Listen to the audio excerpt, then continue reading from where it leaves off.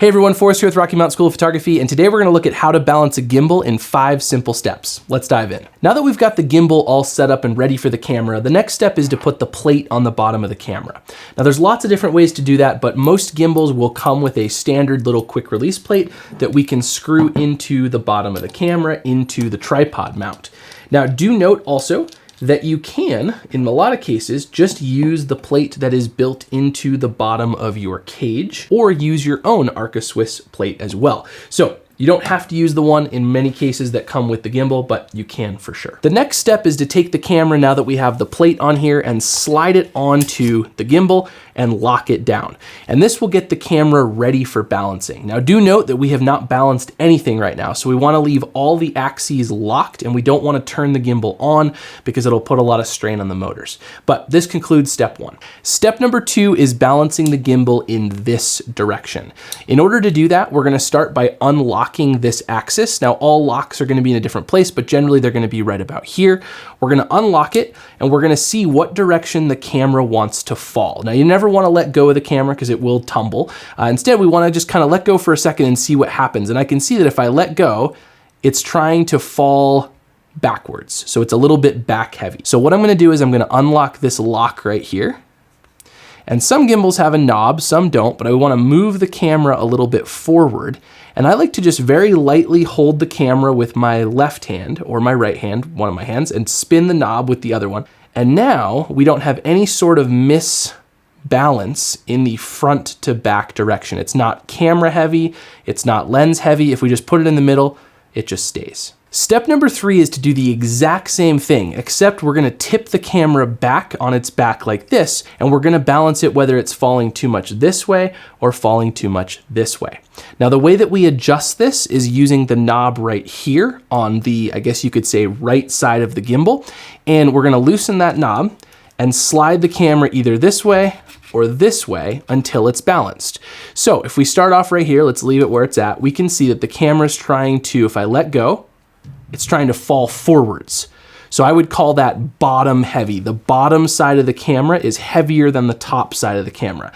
You gotta think about like old school playground teeter-totter here. You're trying to balance out the top of the camera and the bottom of the camera. And in this case, we are bottom heavy. So we're gonna loosen this knob and we're gonna slide the camera towards the top. And again, I kind of do light fingers, slide a little bit at a time, where I very lightly let go and see what happens. And right about there, the camera's staying, so I'm gonna lock it down. Now, when step 2 and 3 are complete, you should be able to put the camera in any direction with this axis, and it should just stay. You should be able to let go, no hands, gimbals off. You should be able to point it backwards, hands off, gimbals off. This would be what I would call a perfectly balanced camera. When we're done with step 2 and 3, we're gonna take the little lock here and lock this axis again so it can't move, and then we're gonna move on to the next step. Step number 4 is to balance the camera in this direction, left to right. Now I'll warn you, this is one of the harder ways to balance it because it involves some very precise movements on the gimbal, but super doable. I recommend you stand behind the camera when you do this. So what I'm gonna do is unlock the camera, and I'm gonna see which direction it tries to fall. And again, I'm kind of gonna support the back of the gimbal with both of my hands and lightly let go. And we can see the camera is very much trying to fall to the right. So the right side of the camera is too heavy right now. So I'm gonna loosen this lock right here and slide the camera over to the left. And again, I like to do very light pressure, and I'm kind of feeling the gimbal as I slide it. And I can still feel it pushing on my right hand, so I know it's still a little bit right heavy. Slide over a little bit more. I feel it pushing less on my right hand, but it's still pushing a little bit more. And now I don't feel it pushing to the left or the right. I'm gonna tighten it up, and you can see if I let go now, the camera just stays. It stays perfectly level. The axis is not locked, it's loose, I can move it, but it stays in the middle. So a little pro tip I like to add in is, it's good if it balances from this middle point, but if you really want it perfect, one thing to do is move it over to the side and see if it stays, and move it over to the other side and see if it stays. And if it does, you know you're really, really balanced, super precisely.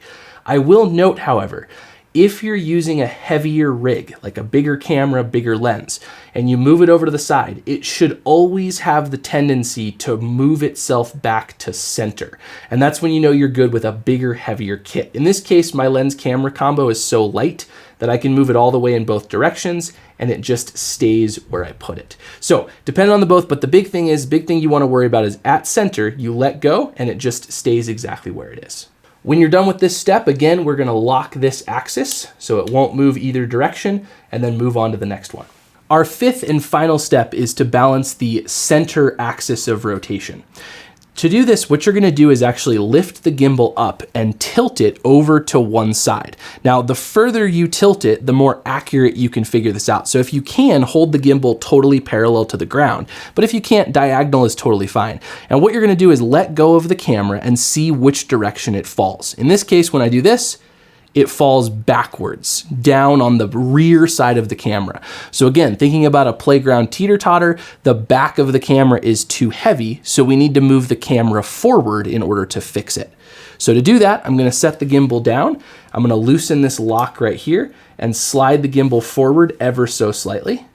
And I'm gonna do the same thing. Lift up the camera, let go, and see what happens. I can see it's still back heavy. So you rinse and repeat this process, moving it maybe a millimeter, half a millimeter at a time, until eventually we're gonna find a good point of balance.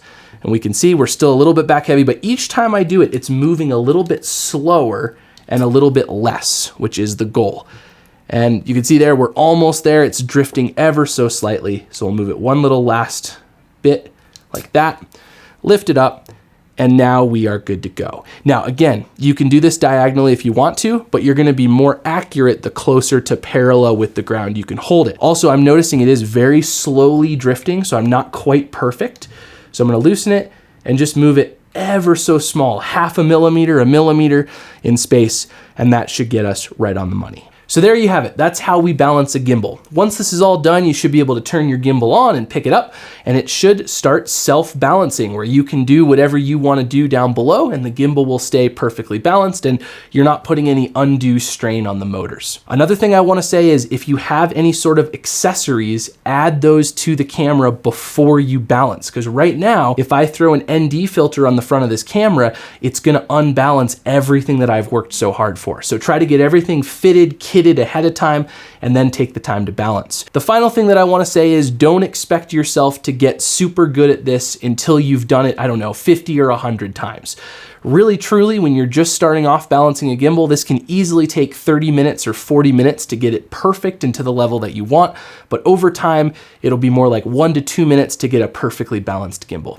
All right, everyone, if you like this video, drop a like down below. I would really appreciate it. Hit subscribe to stay up to date with future videos. And lastly, leave a question down below in the comments. If you have any questions, I'd be happy to answer them. Thanks for watching, and I'll catch you in the next one.